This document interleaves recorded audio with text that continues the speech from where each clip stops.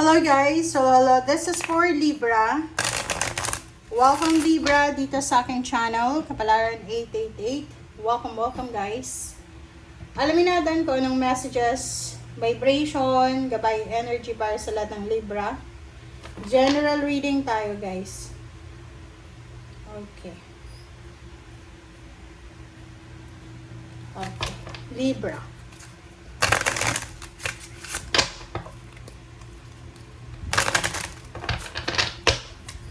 Okay, Libra, this is for the month of May.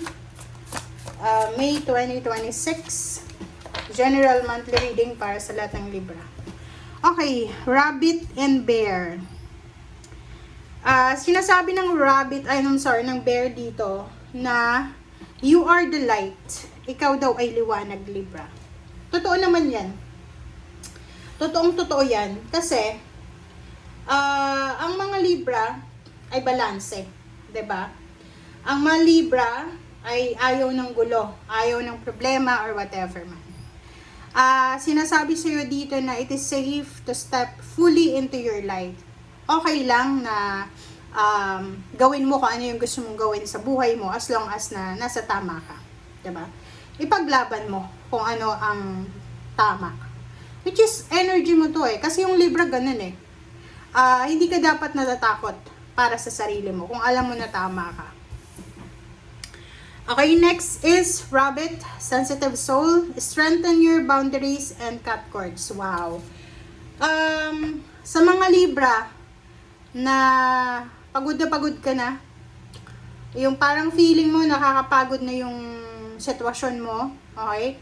Halimbawa lang na sa relationship mo or family, palagi ka na lang na ginagawa ng masama, 'di ba? Yung parang naglagay ka na ng boundaries pero hindi ka nire-respeto. Ngayong buwan ng Mayo, sinasabi ng bara sa'yo na mas palakasin mo yung boundaries mo. And kung may mga tao dyan na nagiging rason ng sadness mo, loneliness mo, alisin mo na sila sa buhay mo. Okay? Yun yung sinasabi Palakasin mo daw yung boundaries mo. Kumbaga, kung may mga toxic na tao sa paligid mo, protectionan mo yung sarili mo laban sa kanila. Okay lang na walang communication, okay lang yan, as long as na peaceful ka.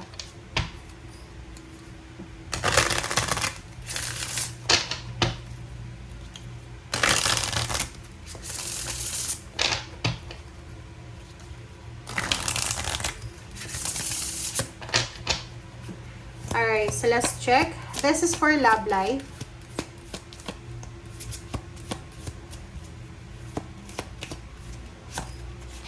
Okay, love life natin is unplug. Same lang din dito sa rabbit na to. Na sinasabi ng baraha, unplug. Cut your cords. So, like, for example lang this month of May, instead na mag-focus ka sa problema, sa mga issue na yan, mas maganda na mag-relax ka na lang. Kung nasaan ka man ngayon, pumunta ka sa dagat, magmuni-muni ka, magpahangin ka, or sa bundok, sa tubig, or wherever, whatever man na gusto mo ng relaxation. Sa simbahan, gawin mo siya, Libra. Yun yung pinaka-importante sa ngayon, is sarili mo. Hindi sa pagiging selfish, pero simula ngayong buwan na to, kailangan mo nang maging selfish. Okay? Kailangan unahin mo ang sarili mo. Unahin mo ang sarili mo, Libra.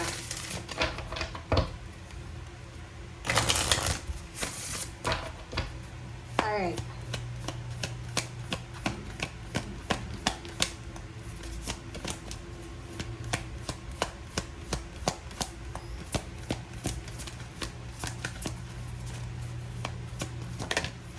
Alright, so family.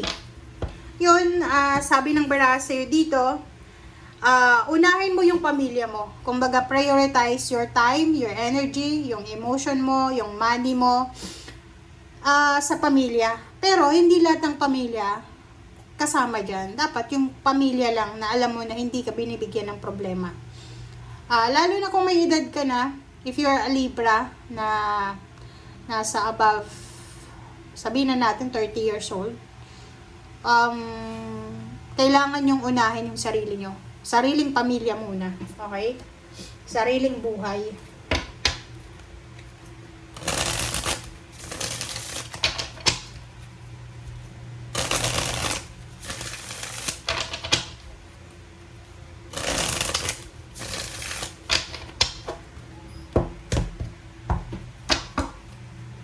Oh, sorry. Alright, Libra. So, meron tayo dito 7 of Wands, 9 of Wands, and then 7 of Cups, and Page of Swords. In the coming months, or days, weeks, okay, this is upcoming, kailangan mo ihanda ang sarili mo. Kailangan mo proteksyonan ang sarili mo, or maybe this is for this week, or for this month. Sinasabi ng baraha sa'yo dito na kailangan mo daw proteksyonan ng sarili mo. Kung pagod ka na, pag alimbawa yung feeling mo, pagod ka na sa trabaho, pagod ka na sa negosyo mo, or pagod ka sa relationship, yung everyday life mo, yung parang feeling mo, nadidrain ka, yung alimbawa na paghiga mo, parang feeling mo pasan mo lahat ng yung mundo, or pagkagising mo sa umaga, instead na ma-motivate ka, ma-inspire ka, wala, kasi naiinis ka na. Sa barahang ito, sinasabi ng barahan na protect yourself from negativity, from toxicity, relationship man yan, environment, trabaho. Okay? A Page of Swords, sinasabi ng barahan na you have choices and options. 'Di ba? Hindi masama yung pagpapahinga. Kung panay overtime ka, hindi naman ata masama na mag-absent ka para lang makapagpahinga ka ng isang araw or 2 araw. Sa pamilya, ganun din. Kung may mga problema sa pamilya, siguro hindi naman masama na magkaroon ng kaaway sa pamilya. Kung alam mo na napapagod ka na 'di ba? Yung halimbawa pagod ka na, tapos yung pamilya mo parang wala silang isip na kahit pagod ka, ganun pa rin. Oras na para sabihin mo sa kanilang ayaw mo na. 'Di ba? Two of Swords, the Sun. Nakikita ko sir dito, wala ka dapat na ipag-alala. Wala kang dapat na i-hang or i-delay just because may masasaktan ka or whatever. Kailangan wag mong i-delay yung happiness mo. Ang focus ngayon, Libra, ng buwan na to is maging masaya ka. Dapat masaya ka, 'di ba? Sabi ng barahan nito, ihanda mo yung sarili mo because there's an incoming celebration, family celebration. Kailangan mong ihanda ang sarili mo dito kasi sa celebration na 'yan, maybe you will be invited sa kasal, binyag, birthdays, or whatever man siya.